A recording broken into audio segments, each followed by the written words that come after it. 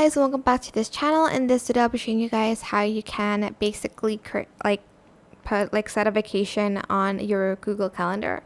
So just click on the dates, for instance from the 8th to the 15th. Then you're going to type in vacation. Then you're also going to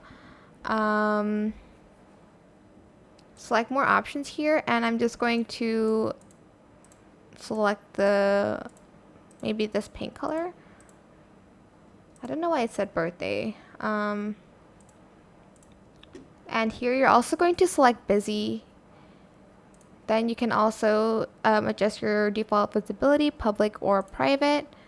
And then you're just going to then press save, and here, as you can see, it will show that there's a vacation set on your Google Calendar, so you don't forget when you get back to work or whatever. But yeah, that is it. I hope this tutorial was helpful for you guys. Don't forget to like, comment, share, and also subscribe to this channel if you haven't done that already. If you have any more questions, just leave it in the comment section down below. I will try my best to answer them all for you guys.